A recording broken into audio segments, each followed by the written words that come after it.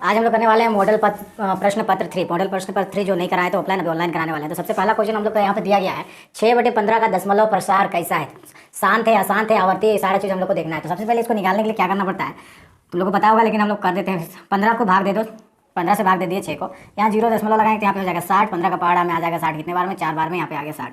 ठीक है, 0 आ गया। जिसका शेषफल 0 आता है उसको बोलते हैं शांत प्रसार, यानी कि ऑप्शन नंबर ए। ठीक है, तो पहला बन गया। सेकंड क्वेश्चन नंबर 2 में बोल रहा है एक धनात्मक संख्या 6q + 5 के रूप का है, तो यह निम्न में से क्या है? सम है, विषम है, अपरिमेय है, 0 है। तो सभी लोगों को पता है इसका आंसर, लेकिन मैं बता दे रहा हूँ उसको चेक करने के लिए। यहाँ पे जो भी अचर दिया जाएगा उसका मान भर के देखो। अगर तुम लोग q का मान भर के देखते हो 0 1 2 3 4, इसमें से कितना भी संख्या भर के देखो, अगर इस पे रखने पे इसका मान कैसे आता है। तो पहला अगर हम लोग 0 रख के देखते हैं तो 6 0 से गुना हो जाएगा, जोड़ 5 16 आएगा, 5 आएगा। ठीक है, तो 5 कैसी संख्या है? विषम संख्या है। तो कोई भी संख्या तुम रखोगे यहाँ पे हमेशा विषम संख्या आएगा। 1 रखोगे तो 6 का 6, 6 और 5 को जोड़ोगे 11, ये भी क्या आएगा? विषम संख्या। लास्ट में विषम जुड़ा हुआ है, इसका मतलब हमेशा क्या होगा? विषम संख्या। तो ऑप्शन नंबर बी इसका आंसर क्या होगा? विषम संख्या। अगला प्रश्न यहाँ पे क्या है, किन्हीं दो धनात्मक पूर्णांक a और b के लिए HCF गुने HCM, इसका आंसर क्या होगा? तो हम लोगों ने फार्मूला देखा था HCM गुना LCM, इसका फार्मूला क्या होता है? H into b. क्या होता है? A into b. Option number क्या हो जाएगा? सी। ऑप्शन नंबर सी। जल्दी से क्या होगा? 17 और 23 का HCF, 17 और 23 का HCF, यानी कि इसमें कॉमन फैक्टर, कोई भी कॉमन फैक्टर हमें प्राप्त नहीं होगा, तो इसका HCF होगा डायरेक्ट। ऑप्शन में दिया गया है A 0 B 1 C 2 और B 3। इसमें क्या होगा? 0। क्या होगा? 0 होगा। तो क्वेश्चन नंबर अभी निकला के दिखा दे रहे हैं, तो सुनिए कैसे निकलेगा। तो पहला स्टेप हम लोग क्या करेंगे, पहला पद और तीसरा पद को गुणा करेंगे, इसके आगे कुछ नहीं, यानी कि 1। तो यहाँ पे क्या हो जाएगा हम लोग का 1 और 8 को गुणा कर देंगे तो कितना हो जाएगा? 8। इसको गुणनखंड करेंगे, 2 चौके 8, 2 दूना 4, 2 एका 2। इसको इस प्रकार से सजाएंगे कि बीच की संख्या आ जाए, बीच का पद आ जाए, -2 आ जाए। तो इसको गुणा कर दो, 4 आएगा बच जाएगा, उसमें घटा देंगे तो कितना बचेगा? 2। लेकिन -2 चाहिए, यहाँ माइनस यहाँ प्लस डाल दो, यहाँ पे क्या जाएगा? -2। तो हमें इस प्रकार का सजाना है यहाँ पे। तो x² - 4x यहाँ पे आ गया, प्लस 2x - 8। इन दोनों में कॉमन क्या है? इन दोनों में हम लोग का कॉमन है, यहाँ पर हो जाएगा x कॉमन निकल जाए तो x - 4 मिल गया। और इसमें कॉमन क्या है? इसमें कॉमन है 2, तो यहाँ 2 निकाल दिए तो x माइनस यहाँ पे क्या मिल गया? 4। यहाँ पे क्या मिल गया हम लोग को? x - 4। इसमें पूरे में कॉमन निकाल दिया x - 4, बचा इसमें से x, ये वाला पद में से x - 4 बाहर चला गया, बचा क्या? x। और प्लस इसमें से x - 4 बाहर चला गया, बचा क्या? 2। तो हम उसको लिख सकते हैं x - 4 बराबर 0, x + 2 बराबर 0। -4 को उधर भेज देंगे तो +4 में बदल जाएगा, +2 को उधर भेज देंगे तो -2 में। तो आ गया हम लोग का 4, -2। ठीक है, इस प्रकार से निकला। तो हम लोग का ऑप्शन नंबर ए में दिया गया है 4, -2, बी में दिया गया है 2, 8, सी में दिया गया है 2, -8। इतना देखने की जरूरत नहीं है, हम लोग को पहले ही मिल चुका है 4, -2। ये क्वेश्चन नंबर 6 में दिखा रहा है, इसमें y आया गया है, हमें बताना है px का मान। तो कितने पे px कट कर रहा है? 1 पे। तो px कितना होगा? 1। तो ये ऑप्शन नंबर हो जाता है बी, एक आंसर। ठीक है, हो गया। अब हम लोग आते हैं 7वां नंबर में। 7वां होगा, यदि द्विघात बहुपद के शून्यकों का योग -3 एवं गुणनफल 2 हो तो द्विघात बहुपद क्या होगा? द्विघात बहुपद क्या होगा? तो जो चीज़ को बोल रहा है शून्यकों का, वही चीज़ हम लोग करते हैं। यहाँ पे देखो, शून्यक का मतलब क्या हो गया? Alpha plus beta. क्या हो गया? Alpha plus beta. तो हम लोग लेंगे अल्फा प्लस बीटा, योग बोला है इसीलिए यहाँ पे क्या लिखे? जोड़ दिया, अल्फा प्लस बीटा। क्या होता है? -b/a। और अभी हम लोग को कितना दिया गया है? इसका जोड़ -3 दिया गया है। अब देखो b के जगह पे अगर तुम -3 रखोगे तो माइनस माइनस क्या हो जाएगा? प्लस। तो यहाँ पे 3 कुछ नहीं है, a के नीचे में कुछ नहीं है, यानी कि 1। उसमें उसी प्रकार अल्फा इंटू बीटा क्या होता है? c/a। Alpha into beta c/a। और अभी c के जगह पे कितना दिया गया है? 2, यानी कि इन दोनों का गुणनफल दिया गया है 2, और नीचे कुछ नहीं है, यानी कि 1। ठीक है, तो हमको a का मान मिल गया 1, b का मान मिल गया 3, c का मान मिल गया 2, सभी का मान मिल गया। और द्विघात बहुपद, और हम लोग जानते हैं द्विघात बहुपद, द्विघात बहुपद क्या होता है? ax² + bx + c बराबर 0। a के जगह पे 1 डालो तो क्या हो जाएगा? x², b के जगह पे 3 डालो तो 3x, c के जगह पे 2 डालो, आंसर क्या मिल गया? बहुपद क्या तैयार हो गया? x² + 3x + 2। ये है तुम लोग का ऑप्शन नंबर ए में। ऑप्शन नंबर ए को टिक करते हैं। क्वेश्चन नंबर 8 में क्या बोल रहा है? समीकरण युग्म 2x + 3y + 4 बराबर 0 तथा 6x + 9y + 11 बराबर 0, ये क्या है? अद्वितीय हल है, अनेक हल है, कोई हल नहीं है, 2 हल होगा। इसको चेक करने के लिए हम लोग क्या लेंगे? सबसे पहले a1/a2 ढूंढेंगे। इसमें a1 हम लोग को क्या मिल गया? यहाँ पे 2, a2 क्या मिल गया हम लोग को? 6। इसको हम लोग काटेंगे तो कितना आ जाएगा? 1/3। उसी प्रकार b1/b2 ढूंढेंगे हम लोग। b1 कितना है हम लोग के पास? 3, b2 कितना हम लोग के पास? 9। इसको काटने पे भी क्या मिलेगा? 1/3। फिर हम लोग ले लेंगे c1/c2, ये बराबर दिखाएंगे। c1 कितना है हम लोग के पास? 4, C2 कितना है 11। तो हमें देखो ये दो चीज़ हम लोग बराबर मिला, तीसरा बराबर नहीं मिला, तो हम लोग लिखेंगे A1/A2 equal to B1/B2 not equal to C1/C2। ये कब होता है? जब रेखा क्या हो, दो रेखाएं क्या हो, समांतर हो। क्या हो? समांतर हो। अब यहाँ समांतर होगा तो कोई हल नहीं निकलेगा, तो option number C, option number क्या हो जाएगा? सी, कोई हल नहीं निकलेगा। चलो क्वेश्चन नंबर 9 में चलिए क्वेश्चन नंबर 9 में आते हैं। यदि 3x + y = 14 तथा 2x - y = 1 हो तो y का मान क्या होगा? y का मान हम लोग को निकालना है, सिंपल इन दोनों को जोड़ दो, इसको और इसको जोड़ने पे क्या हो जाएगा? 3x + y = 14 हो गया, यहाँ पे 2x - y = 1 हो गया। इसको सिंपल जोड़ना है तो इसको जोड़ेंगे तो 3 और 2 कितना हो जाएगा? 5x, जो माइनस प्लस क्या जगह माइनस कट गया, बराबर 15। 5 का 5 5 दिया 15, x का मान तुम्हारा मिल गया 3, लेकिन हमें y का मान चाहिए, x का मान समीकरण 1 में भर दो, तो यहाँ पे क्या जाएगा? 3 गुणा 3 जोड़ y = 10, 3 तिया कितना हो गया? 9 जोड़ y = 10, 9 सॉरी 10 नहीं होगा, यहाँ पे हो जाएगा हम लोग का 14 है, 14 9 को उधर भेज दोगे तो कितना आ जाएगा हम लोग का? 14 - 9 कितना हो गया? 5। ऑप्शन नंबर सी क्या है? ऑप्शन नंबर सी। जल्दी से क्वेश्चन नंबर 10 में देखेंगे वह समीकरण जिसका कोई हल नहीं होता है क्या कहलाता है? वैसा समीकरण जिसका कोई हल ना निकले तो याद रखना हमेशा वो असंगत होता है। क्या होता है? असंगत। ठीक है, जिसका कोई हल ना निकले उसको क्या लिखते हैं? असंगत निकल। क्वेश्चन नंबर 11 में है द्विघात समीकरण ax² + bx + c = 0 के मूल ज्ञात करने हेतु द्विघात सूत्र। द्विघात सूत्र तुम लोग को पता है सबसे छोटा है, इसमें ऑप्शन नंबर में दिया गया है, डायरेक्ट ऑप्शन नंबर यहाँ पे लिख दे रहा हूँ, option number D. Option number D होगा इसमें, क्योंकि -b + -√b² - 4ac/2a होता है। ठीक है, 12 नंबर में आता है, कुछ हार्ड प्रश्न क्वेश्चन में आते हैं, ये भी हार्ड नहीं है, बहुत आसान है। द्विघात समीकरण फिर से यह दिया गया है, द्विघात समीकरण हम लोग को 12 में दिया गया है 2x² - x + 1/2 माइनस यहाँ पे 1/8 दिया गया है बराबर 0 का हमें निकालना है डी, यानी कि विविकत्तर, यानी कि डी निकालना है हम लोग को। तो डी का फार्मूला क्या होता है? डी का फार्मूला होता है b² - 4ac।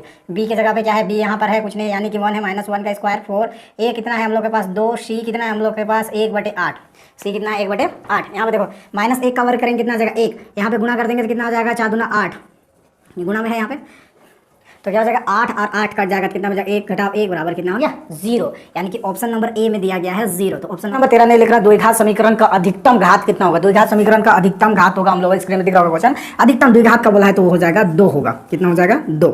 ये ऑप्शन नंबर किस में दिया गया? ऑप्शन नंबर सी में दिया गया है, ऑप्शन नंबर सी में 2।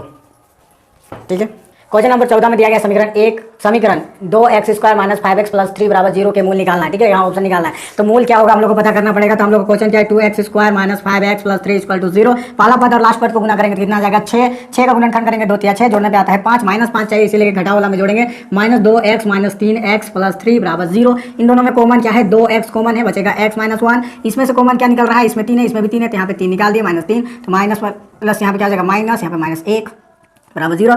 अब इस पूरे में कॉमन क्या है हम लोग को दिख रहा है? x - 1, और इधर क्या दिख रहा है? 2x - 3, तो एक हम लोग को मिल गया यहाँ पे मिलेगा x - 1 बराबर 0 और 2x - 3 बराबर 0। 1 उधर भेज देंगे, -1 को क्या हो जाएगा? +1 में, और x में सभी को भेज देंगे तो 3/2, तो हमको मिलेगा 1,3/2। ये ऑप्शन नंबर किसमें है? ऑप्शन नंबर ए में। ठीक है, और नेक्स्ट क्वेश्चन पढ़ते हैं, क्वेश्चन नंबर 15 में। समझ में आ रहा, आई होप सबको समझ में आ रहा होगा। तो हम लोग क्वेश्चन नंबर 15 में देखो, निम्नलिखित में से कौन एपी है? तो एपी जांच करने के लिए हमें डी पता करना पड़ता है, तो a1 - a2। तो पहला वाला को ले लेते हैं, पहला वाला में हम लोग का ये वाला पद को देखो, a1 कितना है? सॉरी a2 - a1, a2 कितना है? 6, a1 कितना है हम लोग का? 3, माइनस कर देंगे तो 3 आ जाएगा। उसी प्रकार यहाँ ये वाला को चेक करते हैं, तो ये क्या हो जाएगा हम लोग को? a3 - a2, a3 में कितना है? 12, a2 में कितना है हम लोग के पास? 6, तो इसको हटा देंगे 6, तो यानी कि डी बराबर नहीं आया, तो हम लोग का ऑप्शन नंबर ए गलत है, ये एपी नहीं है। ऑप्शन नंबर बी में देखो, तो इसमें हम लोग को देखेंगे तो a2 कितना है हम लोग? a2 - a1 लेना है, a2 है 3, घटाओ 1 क्या जाएगा? 2। फिर अगला वाला चेक करते हैं, a2 3 माइनस, यानी कि 5 में 3 घटा देंगे, 5 में भी 3 घटाएंगे कितना जाएगा? 2, यानी कि एपी है ये। ठीक है, इसका डी बराबर मिलना चाहिए, डी हमेशा बराबर होना चाहिए, तो ये हो जाएगा 2। तो ऑप्शन, चलिए क्वेश्चन नंबर 16 को देखते हैं। क्वेश्चन नंबर 16 में हम लोग को एपी दिया गया है 1074 का 30वां पद निकाला, हमें 30वां पद निकालना है, यानी कि n दे दिया गया है, हमें कितना? 30 दे दिया गया है, और हमें क्या निकालना है? an निकालना है, an निकालना है। तो कैसे होगा an निकालने का? सबसे पहले इसमें देखेंगे a हम लोग को दिया गया है 10, और यहाँ पे d देखेंगे तो d होता है हम लोग का a2 - a1, तो यहाँ पे 7 - 10 कितना आ गया? -3, और हम लोग को निकालना है an का फॉर्मूला होता है a + n - 1 d, तो an बराबर a कितना है हम लोग के पास? 10, n कितना है हम लोग के पास? 30 - 1, d कितना है? -3। अब यहाँ पे हो जाएगा हम लोग का 10 प्लस यहाँ पे आ जाएगा 29 इंटू -3 कर देंगे, तो 10 प्लस मल्टीप्लाई करेंगे तो आ जाएगा -787, इसको प्लस माइनस सॉल्व करेंगे तो -77 आया क्या? -77, तो ऑप्शन नंबर सी है। ठीक है, 17 को देखो, क्वेश्चन नंबर 17 में एपी के प्रथम पद ए का मान दे दिया गया है और अंतिम पद दे दिया गया है, यानी कि हम लोग को ए दिया गया है 1 और ए एन दिया गया है, सॉरी ए एन 11 दे दिया गया, एन 11 दे दिया गया है, और हम लोग को उसके पदों का योग यानी कि एस एन भी दे दिया गया है। एस एन कितना दिया गया 30, तो पदों की संख्या यानी कि एन निकालना है हम लोग को। तो एस एन का फॉर्मूला होता है, एस एन निकालने का फॉर्मूला क्या होता है, एस एन बराबर n/2 a plus A N. ठीक है, हम लोग को एस एन दे दिया गया, एस एन कितना दे दिया गया 30, और एन ए दिया गया हम लोग को 1 और ए एन दे दिया गया हम लोग को 11। तो यहाँ पे हो गया 30 बराबर n/2 गुणा 12, 2 1 2, 2 6 12, 6 1 6, 6 5 30। ठीक है, तो n बराबर हम लोग को कितना मिल गया 5, n बराबर कितना मिल गया 5। ऑप्शन नंबर हम लोग का हो गया ए। अब 18 नंबर में क्वेश्चन क्या है, समरूप त्रिभुजों के संगत भुजा खलिष्ठान होती है तो समानुपाती होती है, याद रखना। 19 नंबर में देखो, 19 नंबर में हम लोग को क्या है, 19 नंबर में क्या बोल रहा है, दो समरूप त्रिभुजों का भुजाएं 4:9 के अनुपात में है, इन त्रिभुजों का क्षेत्रफल। अजय समरूप त्रिभुजों का क्षेत्रफल का अनुपात क्या होता है, हमेशा वर्ग में होता है। तो जितना भुजा दिया गया है ना उन दोनों का वर्ग कर दो, जो अनुपात में दिया गया है उन दोनों का वर्ग कर दो। 4 का वर्ग कर दोगे 16, 9 का वर्ग कर दोगे तो कितना हो जाएगा, वर्ग करने पे कितना हो जाएगा 81। तो हम लोग का ऑप्शन नंबर डी खत्म हो गया। अब क्वेश्चन नंबर 20 को देखो, क्वेश्चन नंबर 20 एकदम सरासर गलत है, यहाँ का इसको यूज नहीं है, गलत बनेगा ही नहीं। 21 नंबर को देखो, किसी बिंदु की y अक्ष की दूरी उस बिंदु का क्या कहलाएगी, y अक्ष की दूरी क्या कहलाएगी, हम लोग का कोटि कहलाएगा। ठीक है, कोटि। तो ऑप्शन नंबर 1। क्वेश्चन नंबर 22 में देखो, क्वेश्चन नंबर 22 में क्या है, बिंदु 2 3 की दूरी मूल बिंदु क्या होता है, तो इसका फॉर्मूला तुम लोग याद रखना। मूल बिंदु का फॉर्मूला क्या होता है, यहाँ पे होता है x² प्लस y²। अगर मूल बिंदु दिया गया है तो यहाँ पे निकालो, x का मान डालो, x का मान कितना है 2, 2 का वर्ग करना है, फिर y का मान कितना दिया गया है 3, तो 3 का वर्ग करो, तो 2 का वर्ग कितना होगा, 2 का वर्ग 4, 3 का वर्ग 9, इसको जोड़ देंगे हम लोग तो कितना आ जाएगा 13 रूट 13। तो ऑप्शन नंबर सी, और इसमें रूट नहीं लगा हुआ है। यहाँ पे देखो पहला क्वेश्चन क्या दिया गया, 9 sec² - 9 tan² a, इन दोनों में कॉमन क्या दिख रहा है 9, तो हम लोग 9 निकाल दिए तो क्या मिल गया sec² a - tan² a। ये फार्मूला होता है sec² a - tan² a क्या होता है 1 होता है, तो यहाँ पे क्या जाएगा 1, तो 9 1 जा 9, तो ऑप्शन नंबर क्या हो जाएगा बी। ठीक है, तो ऑप्शन नंबर बी हो गया 23। इस प्रकार क्वेश्चन नंबर 23 भी खत्म होता है। तो क्वेश्चन नंबर हम लोग आते हैं 24 में। क्या होगा जल्दी, 0 नहीं होगा क्योंकि यहाँ पे देख रहे हैं, यहाँ पे अगर हम लोग को 1 को बदलना है, यहाँ पर अगर हम लोग लिख सकते हैं 10 90 माइनस नीचे का जितना डिग्री दिया गया है उसको लिखेंगे 64 by cot 64 degree, cot 64 degree. तो 10 90 माइनस थीटा किस में बदल जाता है, कोट थीटा में। थीटा की जगह पे कितना दिया है अभी 64, नीचे कितना दिया गया है 64, काटेंगे तो कितना हो जाएगा 1। ऑप्शन नंबर डी सही आंसर क्या है। क्वेश्चन नंबर 25 में आते हैं, यदि 10x बराबर 1 हो तो x का मान क्या होगा। बहुत सिंपल क्वेश्चन है, हम लोग लिखेंगे 10x बराबर 1 और 10y का मान कितना, 1 का जगह पे हम लोग लिख सकते हैं 10x बराबर 10 45 डिग्री। क्या हो जाएगा 10 45 डिग्री। 1 होता है ना, 10 का वैल्यू क्या होता है, 10 1 का वैल्यू क्या होता है 45 डिग्री का वैल्यू होता है 1। तो यहाँ पे बदल दिया हम लोग, 1 की जगह पे लिख दिया 10 45। तो इसमें से 10 और इसमें से 10 कट गया, x इक्वल टू कितना मिल गया 45 डिग्री। आसान है। 26 में आते हैं, जल्दी से इसको देखो। एक ठेकेदार बच्चों को खेलने के लिए 1.5 मीटर ऊंचा एक फिसलन पट्टी लगाता है जो भूमि के साथ 30 डिग्री का कोण पे झुका हुआ है। फिसलन पट्टी की लंबाई क्या होगी। तो एक फिसलन पट्टी उसने लगाया है, फिसलन पट्टी ऐसे लगाया है, यहाँ से फिसल रहा है। ठीक है, इसको मान लेते हैं ए, इसको मान लेते हैं बी, इसको मान लेते हैं सी। तो इसका जो ऊंचाई है, फिसलन पट्टी का जो ऊंचाई है वो दिया गया है 1.5 मीटर, और हमें निकालना कि अब इसका जो कोण कितना डिग्री पे झुका हुआ है 30 डिग्री पे झुका हुआ है। तो इस जहाँ पे फिसलन पट्टी जहाँ पे फिसलते हैं वहाँ का लंबाई हम लोग को यानी कि एसी का मान निकालना है। किसका मान निकालना है, एसी का मान हमें निकालना है। एसी का मान निकालना है तो ध्यान से देखो, जिस कोण को लेंगे और जिसको निकालना है उन दोनों को बटे में लेते हैं। ठीक है, तो हम लोग को निकालना है इसको यानी कि PH। अगर हम लोग इसको निकालना है और इसको, तो क्या हो जाएगा AB बटा जो दिया गया है और जो निकालना है उसको लेते हैं AB बटे, यहाँ पे हो जाएगा AC, AB बटे AC और कितना डिग्री है यहाँ पे 30 डिग्री। कितना डिग्री है 30। AB बटे AC यानी कि ये परपेंडिकुलर, ये हो गया हाइपोटेनियस। लंब बटे आधार क्या हो गया, लंब बटे आधार। लंब बटा आधार किसका होता है, साइन का होता है। किसका होता है, साइन का। तो हम यहाँ पे लिखेंगे साइन 30 डिग्री, साइन 30 डिग्री। लंब हम लोग को दिया गया है कितना 1.5 और AC हमें क्या करना है, निकालना है। साइन 30 का मान, साइन 30 का मान हमसे क्या है, साइन 30 किसमें आता है, इसमें, इसके नीचे कितना है 1 बटे 2। क्या हो जाएगा 1 बटे 2। तिरछा गुना कर देंगे, इसको इसके साथ गुना कर देंगे, इसको इसके साथ गुना कर देंगे, तो AC बराबर 2 बचे 10, 2 1 2 और 1 3। ये कितना मिल जाएगा 3। गुना करने पर कितना मिलेगा 3। ऑप्शन नंबर क्या है बी। कितना मिल गया हम लोग 3 मीटर। जल्दी से उतारो। 27 में देखो, यहाँ पे दिया है cos 90 माइनस a का मान क्या होगा। ये फार्मूला क्या है, cos 90 माइनस थीटा का फार्मूला है। तो cos 90 माइनस थीटा, जो थीटा रहता है तो वो क्या हो जाएगा, cos किसमें बदल जाएगा, साइन में। किसमें बदलेगा, साइन में। cos 90 minus theta equal to sine theta. तो यहाँ पे क्या दिया गया, साइन a। क्वेश्चन नंबर 28 में देखते हो, क्वेश्चन नंबर 29 में दिया गया एक बिंदु ए से जो एक वृत्त के केंद्र से 13 सेंटीमीटर दूरी पर है, केंद्र से 13 सेंटीमीटर दूरी पर है। वृत्त पर स्पर्श रेखा की लंबाई 12 सेंटीमीटर है, तो वृत्त की त्रिज्या बोल रहा है। वृत्त का त्रिज्या बोल रहा है, तो बहुत सिंपल क्वेश्चन है। यहाँ पे एक वृत्त बनाए, यहाँ का इसका केंद्र है। अब इससे केंद्र से लेके यहाँ तक एक बिंदु है, बाहरी बिंदु है। तो केंद्र से लेके यहाँ पे एक बाहरी बिंदु ए दे दिया गया है ए। ए, तो ये कितना दिया गया हम लोग को 13 सेंटीमीटर। कितना दिया गया है 13 सेंटीमीटर। और इसी बिंदु से एक स्पर्श रेखा भी गया है, एक स्पर्श रेखा यहाँ पे टच नहीं किया मेरा, लेकिन एक स्पर्श रेखा गया है हम लोग का। यहाँ पे स्पर्श रेखा, इसका मान लेते हैं बी, मान लेते हैं इसको बी पॉइंट्स मान लेते हैं। तो इसका दूरी यहाँ क्वेश्चन नंबर 28 में देखते हैं एक वृत्त उसकी स्पर्श रेखा के उभयनिष्ठ बिंदु को क्या होगा। उभयनिष्ठ बिंदु क्या होगा, स्पर्श रेखा। इसमें डायरेक्ट आंसर क्या होगा, स्पर्श रेखा। और एक बिंदु जो केंद्र के बाहर है, मान लो एक वृत्त है, वृत्त के बाहर एक बिंदु है, उसमें से केंद्र से होते हुए एक पॉइंट है, उसकी दूरी कितना दिया गया है 13 सेंटीमीटर दिया गया है। और इसी बिंदु से एक स्पर्श रेखा खींचा गया है, एक स्पर्श रेखा खींचा गया है, उसकी दूरी कितना है 12 सेंटीमीटर, ये ए है। तो हमें इसकी त्रिज्या निकालना है। तो त्रिज्या निकालना है यानी कि ये वाला 90 डिग्री होगा। तो ये हम लोग का क्या हो गया, हम लोग का कर्ण, ये क्या हो गया आधार, ये क्या हो गया लंब। लंब निकालना है तो लंब का फॉर्मूला क्या होता है, लंब निकालना है यानी कि परपेंडिकुलर। तो पी स्क्वायर बराबर H square minus B square. P यानी कि लंब यहाँ पे पी स्क्वायर है, तो एच कितना दिया गया हम लोग को, एच दिया गया 13, तो 13 का वर्ग कर देंगे, माइनस बी स्क्वायर यानी कि बेस इसका आधार दिया गया है 12, तो 12 का वर्ग कर देंगे हम लोग। 12 का वर्ग करेंगे तो पी स्क्वायर, यहाँ पे 13 का वर्ग करोगे तो कितना आ जाएगा 169। 12 का वर्ग करेंगे, पहले इसको हटा देते हैं। 12 का वर्ग कितना होगा 144, माइनस कर देंगे तो कितना आ जाएगा 25। तो पी स्क्वायर उधर भेज देंगे तो रूट में लग जाएगा, तो पी का वैल्यू क्या आ जाएगा 5। तो ऑप्शन नंबर हम लोग का सी हो गया, 29 का ऑप्शन नंबर क्या हो गया सी। अब हम लोग क्वेश्चन नंबर 30 इसको देखते हैं। क्वेश्चन नंबर 30 में देखो, एक बाहरी बिंदु से वृत्त पर किसी बाहरी बिंदु से वृत्त पर कितनी स्पर्श रेखाएं खींची जा सकती है। किसी बाहरी बिंदु से कितनी स्पर्श रेखाएं खींची जा सकती है कि कोई भी बाहरी बिंदु से, उसमें एक बाहरी बिंदु से तो उसमें स्पर्श रेखाएं 2 खींची जा सकती है, अनंत नहीं 2 खींची जा सकती है। एक वृत्त है, कोई बिंदु है, उसमें स्पर्श रेखा कितना, कम से कम 2 ही स्पर्श रेखा खींची जा सकती है। क्वेश्चन नंबर 31 में देखो, क्वेश्चन नंबर 31 में क्या है, क्वेश्चन नंबर 31 में दिया गया है हम लोग को आर त्रिज्या वाले अर्धवृत्त का परिमाप। अर्धवृत्त का परिमाप यानी कि हम लोग को निकालना है इसमें अर्धवृत्त का परिमाप दिया गया है और इसका त्रिज्या दिया गया है आर। त्रिज्या कितना दिया है आर, इधर भी क्या हो जाएगा आर, ठीक है। अर्धवृत्त यानी कि वृत्त का परिधि होता है हम लोग, अगर वृत्त का करोगे तो 2 पाई आर, और अर्धवृत्त का होता है पाई आर स्क्वायर, और यहाँ का 2 पार आर दिख रहा है तो प्लस 2 आर। तो ऑप्शन नंबर क्या हो जाएगा सी। 32 में देखो, केंद्रीय कोण थीटा आर त्रिज्या वाले त्रिज्या खंड का क्षेत्रफल क्या होता है, डायरेक्ट फार्मूला दिया गया है theta by 360 pi R square दिया गया है।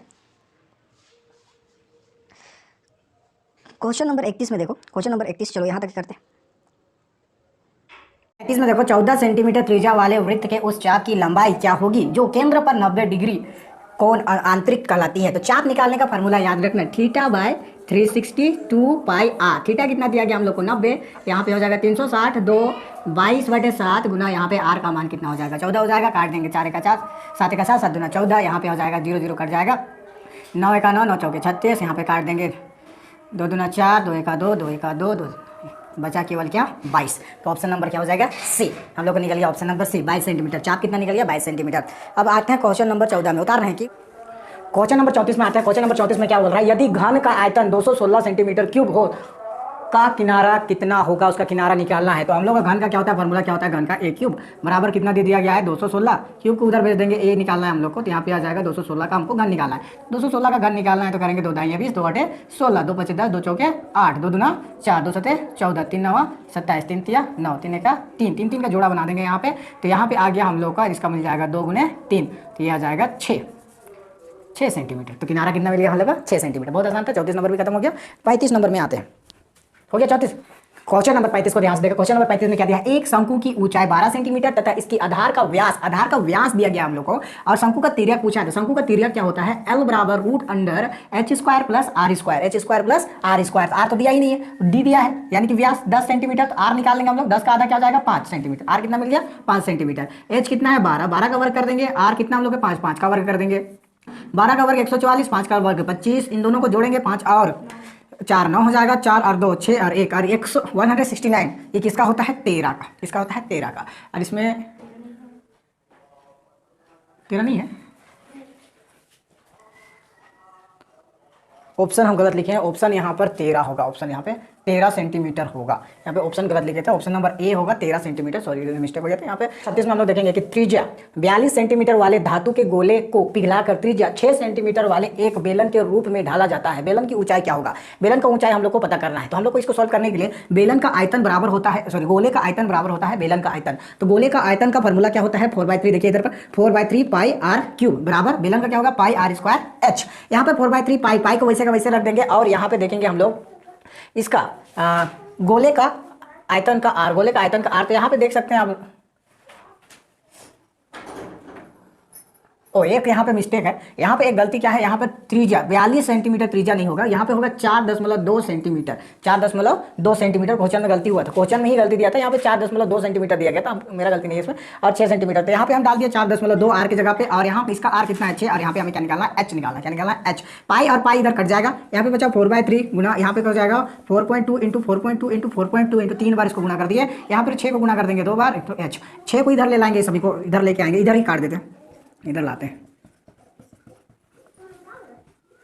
इधर गुना में था इसके साथ, इधर क्या हो जाएगा भाग में, तो यहाँ पे हम लोग आ गए भाग में ले लाए। अब देखो काटना स्टार्ट करते हैं। 3 का 12 काटेंगे, 3 का 3, 3 का 3, 3 चौके 12, 3 चौके 12, ये 3 कट गया। अब यहाँ पर 6 का 6, 6 सते 42, 6 का 6, 6 सते 42, ठीक है, बराबर एच।